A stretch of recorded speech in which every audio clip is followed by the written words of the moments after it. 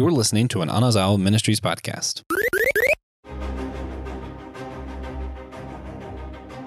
Should vengeance and justice occur before or after wrongdoing? Hey guys, today we are going to be doing a bonus review. We're going to talk about what our thoughts on the Moon Knight Disney Plus series was. If you want to hear our deeper, longer episode about Moon Knight, getting ready for the episode, talking about some of his comics, go back and check that out. That was a longer bonus that Will and I did. Still available. Guys, this is Systematic Geekology. We are the priests to the geeks. I am Joshua Knoll. I am a fourth-year biblical studies student. And I've been reading just not Marvel comics. I just got on a kick of just trying out a bunch of new and different things, and it's kind of fun. I still love Marvel more, but it's fun to just kind of venture out every now and then. Did you finish Invincible? I sure did not. That's a long series. I keep going back and forth with it, where I'll read something and come back to it. You should just go finish it. I'm TJ Blackwell. Children's youth pastor assistant, state youth director assistant. I don't know. A couple of those things. I work at Chipotle. I'm just a nerd. Nice. Yeah. Anything you're reading lately or hanging out with or geeking out on, TJ? Still probably Apex Legends / Elden Ring. Me and the boys get on every night. Fun. It's a good time. Cool. Hey everybody, I am Will Rose. I'm a lot of things. I wear a lot of hats. I'm a Lutheran pastor. I'm a dad. I'm a husband. I'm a geek. I'm a surfer, and I read a lot of things as well. And my book stack and my comic book stack is super tall, and I will never run out of things to read or consume or digest. It's just so that's a great problem to have when you're a geek. There's just so many great things out there. Today we're going to talk about the Moon Knight television series. Spoilers. Yeah, lots of spoilers. This is just going to be a quick review. You guys already heard Will and my backgrounds concerning Moon Knight. You've already heard what we think about the character, about the comics. What they haven't heard yet is what is TJ? TJ specifically, what is your background with Moon Knight before coming into this show? So Moon Knight has always been my back pocket, underground comic book character. It's people are talking about comic books and you just pull up, hey, any of you guys read Moon Knight? Most of the time the answer was no. I even had only read a couple Moon Knight issues at the time. But he's always been one of my favorites. Just the wacky things that Moon Knight likes to get up to, whether he's fighting Deadpool or Taskmaster or anything like that. I just love him as a character. The whole Khonshu vibe, I really dig. Yeah. Do you remember your first comic that you got of Moon Knight that you read? Not even a little. Not even a little. Not even a little. Yeah. And memories go in the eyes out somewhere for me, for most things. Yeah. So we've already told you our backgrounds. Just going into the show, just briefly, what were y'all's expectations? For me, having loved Moon Knight for a very long time and, knowing the background of him being is there actually a Khonshu? Are the gods actually real? And it being a lot focused on his mental health thing. I kind of went into this expecting Disney to completely avoid the gods and religion questions. And that's sort of where I was coming into this, as I was afraid they were going to do that and only focus on mental health. I was afraid they weren't going to get dark or brutal or gory enough. And that's sort of what I came into the show with. Expectations wise, what did you guys come into this with, Will? I came in with a little bit of nervousness. I'm not as attached to this character as one of my favorite characters of all time. So it went in kind of open, but knowing that it was dealing with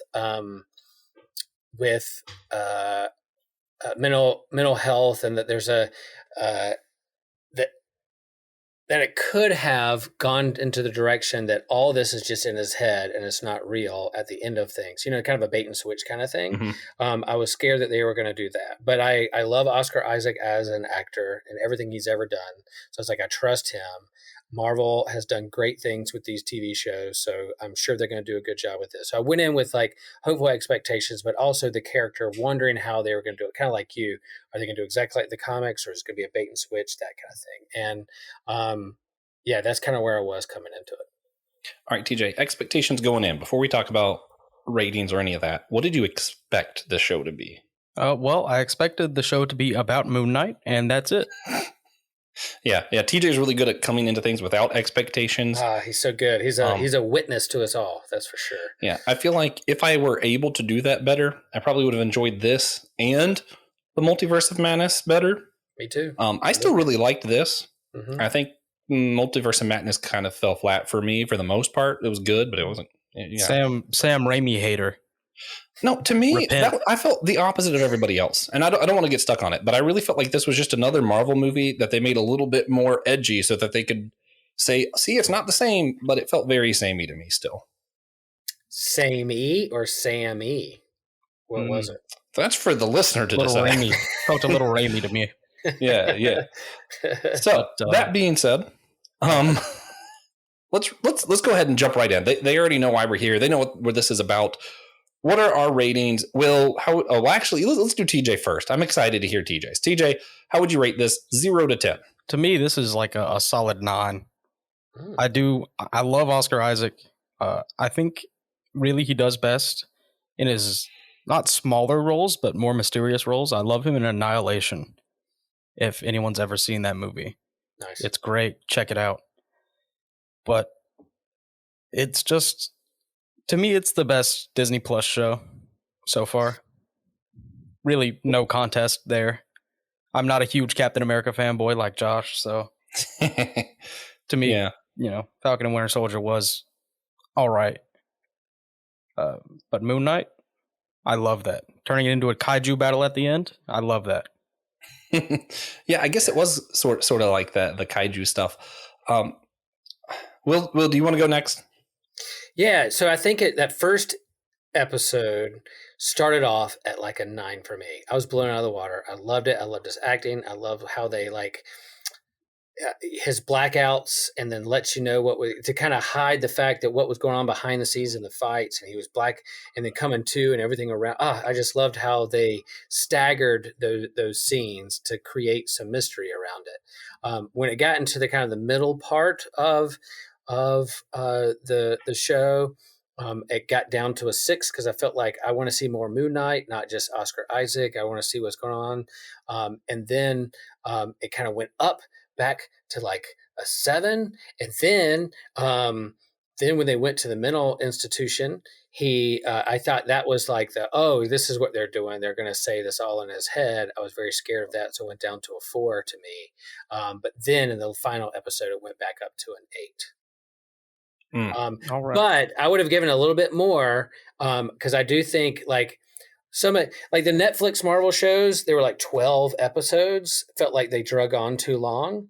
The Loki and the WandaVision, like kind of that 8 episode series seems like a good sweet spot. And this was 6 episodes. I felt like it could have used 1 or 2 more episodes. That last episode was really rushed. It ended abruptly.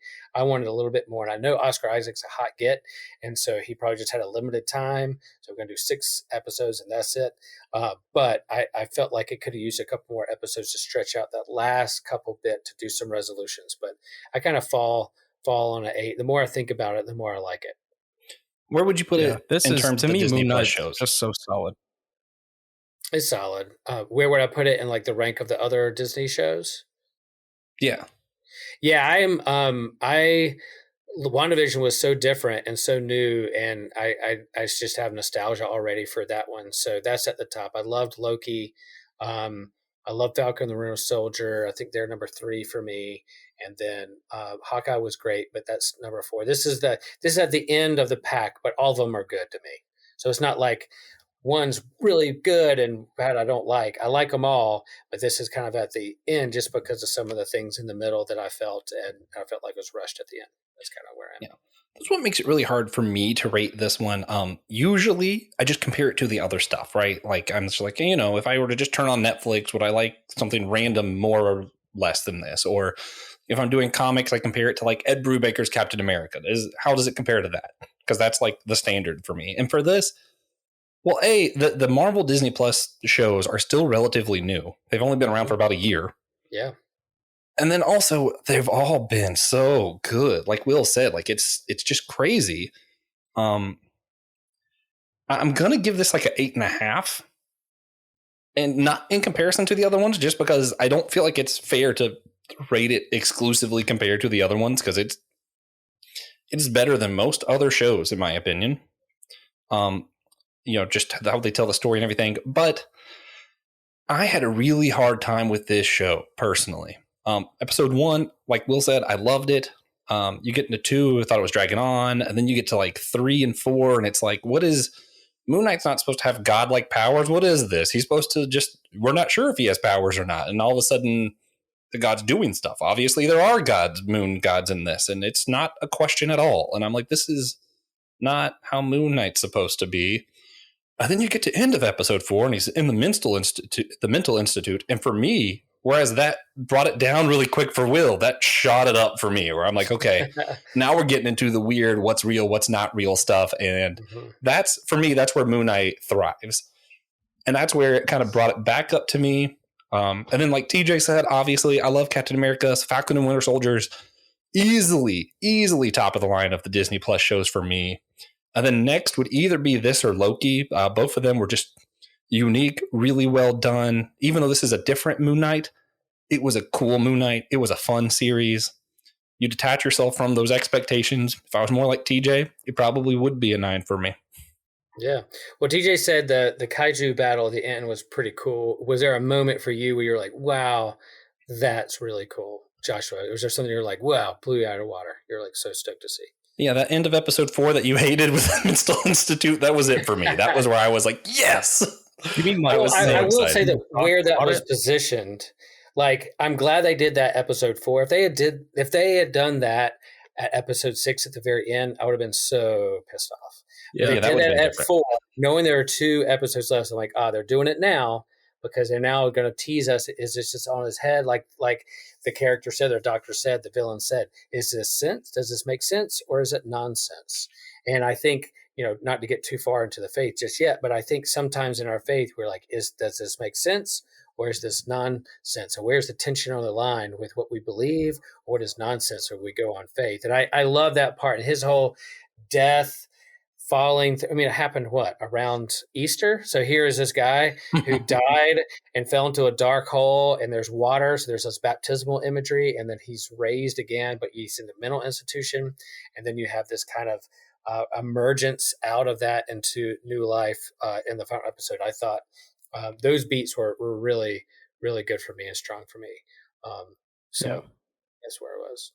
TJ? Yeah. One thing I really loved about it was at the start of the series, you have Steven blacking out. And it's Mark. And they resolve that. And like, well, yeah, that was Mark. Now. So we're going to stop doing that. No reason for that. And then they come back. They're both blacking out. I just thought that was great. And probably my favorite post-credit scene I've seen recently from Marvel. Yeah. It's like, I released Steven and Mark, but man, if he knew how messed up he was, he wouldn't even have tried to make that deal. Mm-hmm. Jake is my puppy. Jake does whatever I say. I thought the characters were really strong. The Ethan Hawke character was good. The actor who played Layla was fantastic. Oscar Isaac was great. When she became, with her wings, she became not an avatar, but like a hero herself. And I think they're going to call her the Scarlet Scarab, which is like kind of a Marvel deep cut Scarlet Scarab. So she's not necessarily an avatar for a god, but she's her own kind of Egyptian superhero that has very much like Falcon and the Winter Soldier, Falcon and, Falcon wings. And they could bring her into a couple other things. They're expanding the universe and pulling from characters that I think is pretty cool. So her being a strong female superhero that I haven't heard before that made me go down a rabbit hole to figure out who Scarlet Scarab is, I thought was great and genius. Great deep pull. I did not love their love story. I didn't hate it. It was just kind of whatever to me. But I read one person online. I don't know who you are, so hopefully you're not part of our group and you're like, oh, he's talking about me.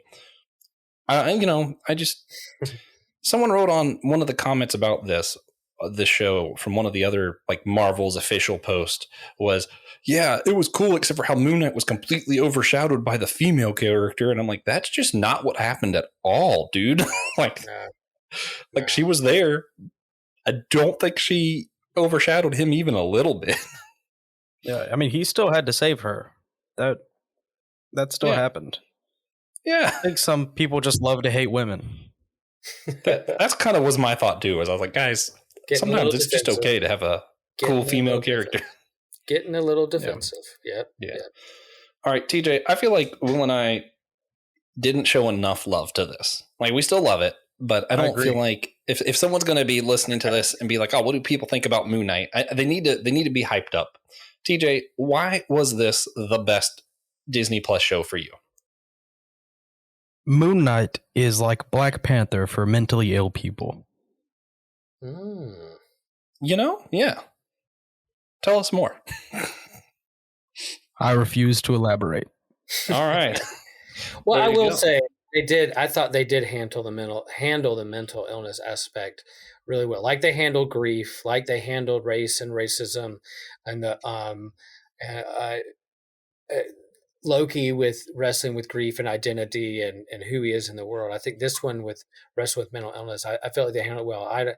I'm not super close to the mental illness community, but from those who I know do wrestle with that and who they got to help kind of consult and guide them in the show, that they consulted doctors and professionals who work in that part of the world to kind of say that this is what's going on. So I thought they handled it well, and I haven't seen too much backlash against that. DID is so rare that a lot of experts, a lot of experts in the field of psychology still debate over whether or not it exists. So fascinating. Yeah, I shared an article on our staff. Y'all can't see the air quotes, but there's air quotes. Our staff's little group chat of like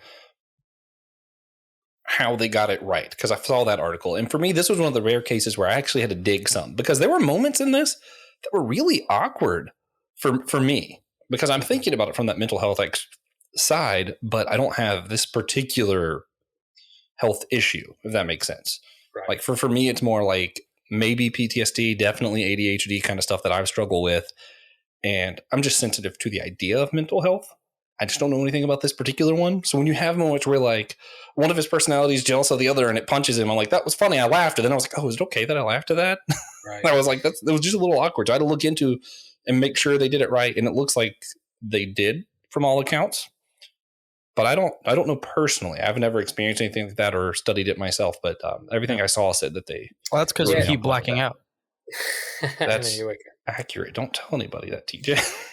And my family has gone in and watched these shows together, and we'll do our thing like what'd you think? What do you think about the show? Where does it rank? All that kind of stuff. What is it opening up for you? But my daughter, who was coming off COVID, really wrestled hard with the brain fog aspect of how COVID hit her, and she was having almost like her symptoms were very similar to like a concussion, sensitivity to light with her eyes. She was having a hard time seeing. The kind of blurriness and then dizziness. And so when she was watching this show, it really kind of freaked her out. She was just like, is this what's happening to me? In the midst of these things, I don't want this to happen to me. So she couldn't watch it. She's a senior in high school. So she was kind of like, I'm going to bow out. This is triggering for me. So it was intense for her, especially with that kind of stuff. So I was sensitive to that too, watching the rest of it on my own. Yeah, and it was interesting how they did still manage to keep it. I would say it was intense for the most part, even without doing the type of intensity and gore and stuff that Moon Knight's really known for. Right.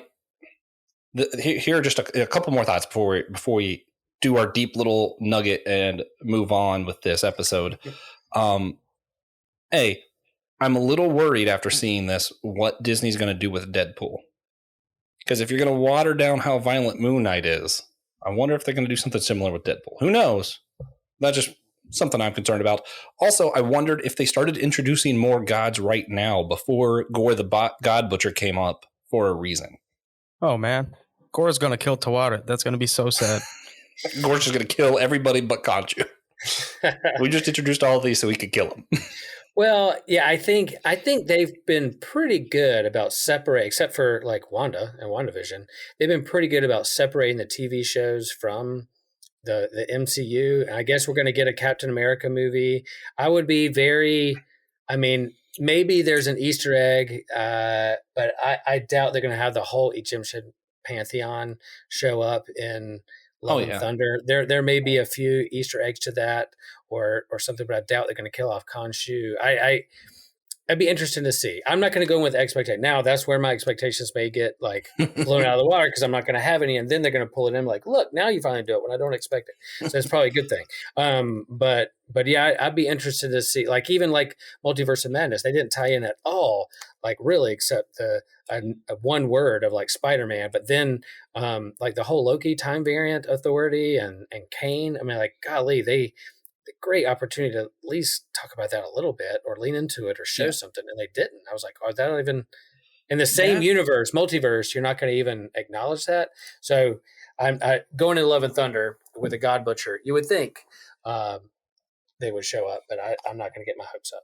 I do fully have the expectation that the Loki show is going to become part of the mainstream everything, but that might be a discussion for when we cover season 2 of Loki. There you go. For now, one major theme always when you're talking about Moon Knight, when you're talking about Khonshu, is vengeance. And the big kaiju battle at the end was all about should vengeance happen before or after someone does the wrongdoing. It was very reminiscent of some of the Captain America movies for me. Just instead of it being from a political angle, we're getting it from a more religious angle this time. You know, with Captain America, Winter Soldier, it was Cap was trying to stop Hydra or S.H.I.E.L.D. from preventing crimes before it happened. Because, hey, that's just offing people before you think they're going to do wrong when they might not.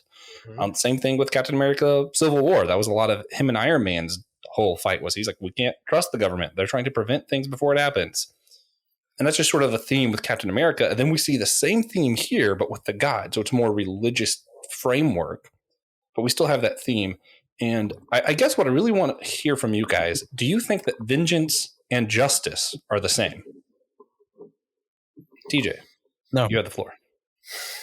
Okay, Will, does TJ's answer definitive enough, or are we good to move on? Or I will agree with TJ. No, but I do think it's more nuanced than that. Like you said, like I don't think they're the same, and I think even in the Batman movie that just came out, dealt with like and talk about vengeance and where do you grow from that, and is it just getting revenge or vengeance and trying to take people out, or is there a deeper side of justice there?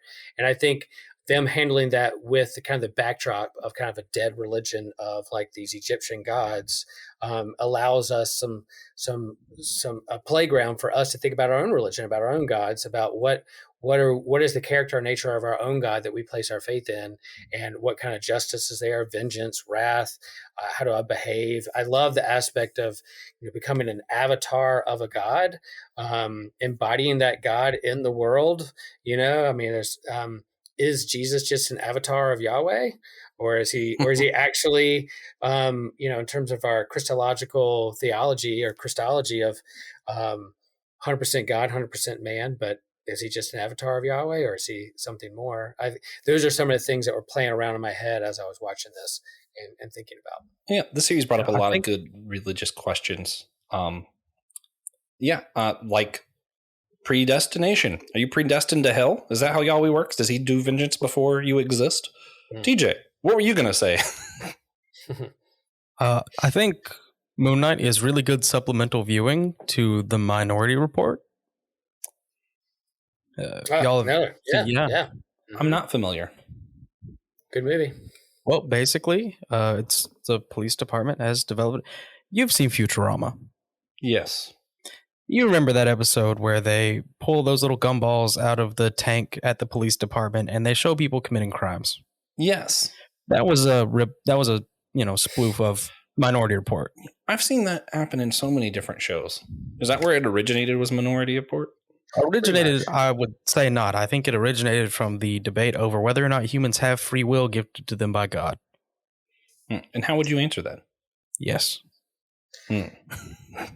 Yeah, it's Minority Report is 2002 movie. Colin Farrell and Tom Cruise is in it as well. And it's like, they have these precogs that can see whether someone's going to create a crime before they even do it. So is that free will, or did they do it anyway? They destined to do it, and that's kind of like a all powerful, omniscient, all knowing God. How much does God know, control, destined? How much free will do we have? It's been a part of our theological discussions for a long time. But yeah, I'm glad that we're still telling stories and even using like superheroes to help us wrestle with those questions. Yeah. And TJ and I have actually talked about this before on our other show, the Whole Church podcast, of the debates of predestination, of God's omniscience, all of that. They're big debates, and they've caused a lot of splits in the church. And, our other podcast is all about church unity. So naturally, I'm going to bring stuff back to church unity when I can. And when we're thinking about, does vengeance come before or after? How does God work with that? You have to go to predestination. And the problem is, I don't think humans are capable of answering that, particularly because we don't know how God relates to time, but we know it's different than us. There's a lot of debates on, does he have his own timeline? Is he outside of time? Did he create time? There's a lot of debate over that. But what we do know is he definitely relates to it differently.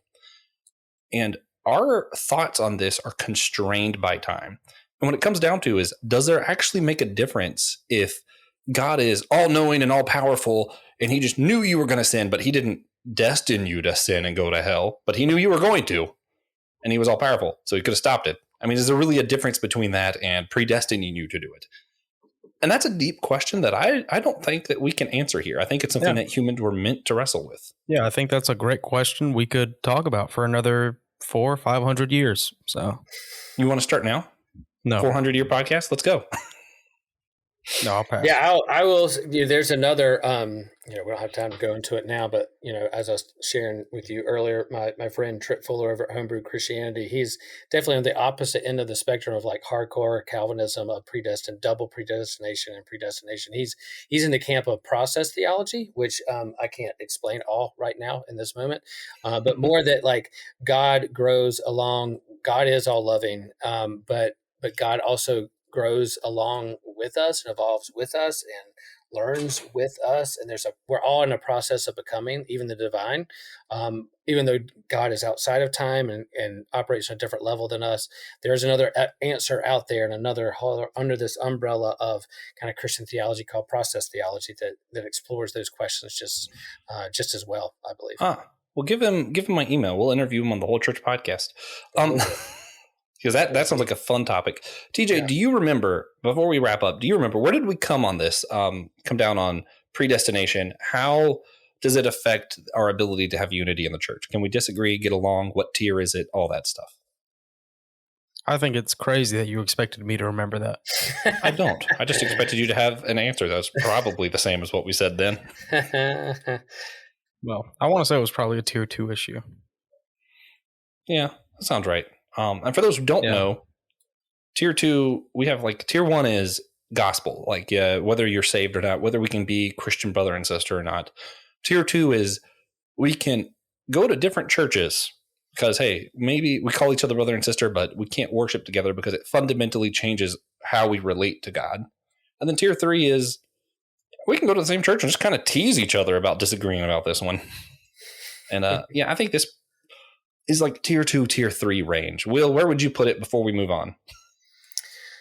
I think it's an important, I wouldn't say it's tier 3 because I think it's tier 2 because I think it's an important decision. And I think how we approach that question and answer that question also affects how we treat our brother and sister and see them as within the family of God or a brother and sister in Christ. So I still think it's an important issue that we have to wrap our heads around, because if we feel like I think someone's dignity and worth is wrapped up in how we see God judging them, and I'm not judge.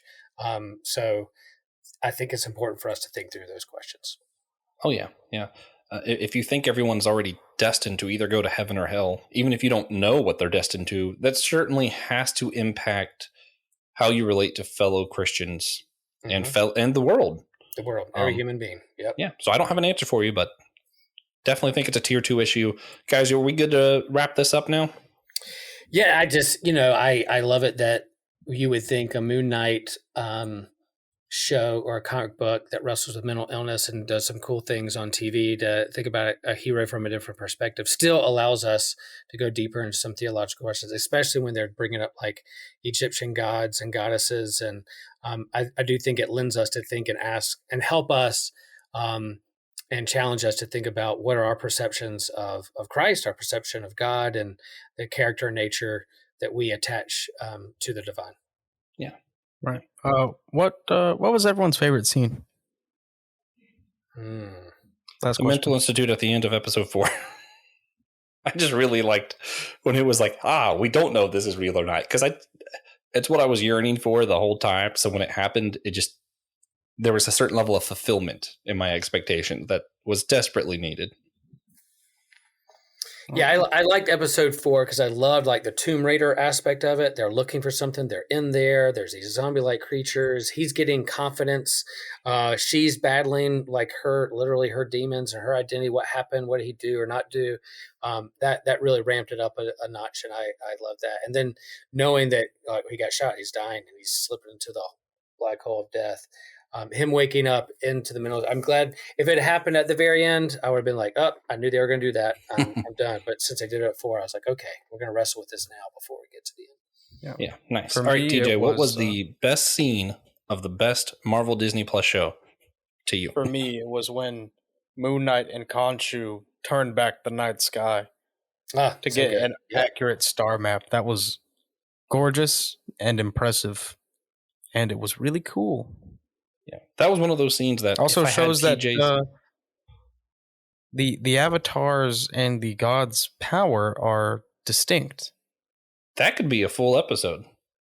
And coming off watching a lunar eclipse unfold in the sky a few nights ago was pretty awesome. And we had these kind of high-powered binoculars. We were able to look at the moon, and you could see just the round curvature of the moon and the craters, and it was blood red. It was pretty awe-inspiring. Not as awe-inspiring as like the solar eclipse that I saw a few years back, but the lunar eclipse was pretty impressive. So that was fun. All that kind of wrapped up to this TV show, and thinking about our universe was fun. Yeah, when I saw the big red moon in the sky, I almost got a Moon Knight comic and sat outside and read it. I was like, you know what? Yeah. Then I remembered I'm old now and I have a bedtime. But that scene TJ was talking about, that was one of those where if I did not come with expectations, I would have loved it a lot more. As someone who was like, Moon Knight's not supposed to have powers, we're not supposed to know who the god is, I kind of ruined some of this for myself. Right. Don't be like me, kids. Don't go into Love and Thunder with the expectation that Gore is going to kill all the moon gods. Yeah. Should expect them to cross over with Sony and have Venom in the movie, and have Venom react to Gore's sword as if it's his great grandpa, because that's going to happen.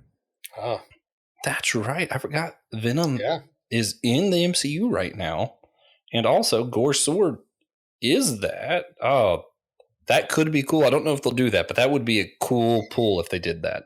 I'm so confident that that's not going to happen that anybody listen to this episode, if it does, I will buy you a beer. You. You know what? I would like to point out, before watching Infinity War, I was with some friends and I did a Marvel movie marathon of all the things I thought would be relevant. And everyone was really angry with me because there's no way Red Skull is going to be in it. Why are you making us watch this? If you're listening, I'm still gloating of how right I was. Yeah. Anyway, so let's wrap this up, guys. It didn't make any sense, though. You know what? For my recommendation this week, I would say go read Ed Brubaker's Captain America, The Winter Soldier volume that teases Red Skull's return, and maybe read a little bit further, and you'll see how Red Skull actually returned in the comic book version of the same story of that movie. Yeah. I would like to recommend that you go read the 107 issues of Civil War. Quick read, worth it, much better. Not necessarily the mainstream, though. Just like the side comics. No, read them all. The main ones are kind of boring. Read all of them. You said the side issues are better? The spin-offs are better than the main story? They are better. Yeah. Just like with Devil's Reign. That Moon Knight spin-off was great. Yeah, fun. My recommendation is that we have some other friends who do this kind of stuff too, and so I'm going to recommend another podcast. You can listen to more than one podcast. We're not one to think that we're the only ones at the block that talk about geekiness and faith and those kinds of things. So I have some good friends, Brian and Sam, who do Church of the Geek, and they did an episode on Moon Knight. It's about 30 minutes, and I thought they had a good wrap up as well. Sam is a hospice chaplain, so has a different perspective, and Brian's a campus pastor. And so, yeah, Church of the Geek, go check out their Moon Knight episode. They talk about it too and do a good job with it. Nice. Well, guys, if you want to follow me, good luck. Also, you can go to systematicgeekology.org. Is that right? Yes. That's right. Wow, my brain just blanked there, guys. You can hit where it says host, go down, there's a drop down menu, it has my name, has TJ's name, has Will's name, has everything we do right there. So if you want to follow us, just head on over there. Guys, thank you so much for listening to this bonus episode. I know I said it would be short. It's still probably shorter than some of the other episodes you listen to, so you're welcome. Guys, and remember, do me a favor, just remember that we're all a chosen people. You're special. You're a chosen person. You might be the avatar of Yahweh. But I know for sure you're part of a geekdom of priest.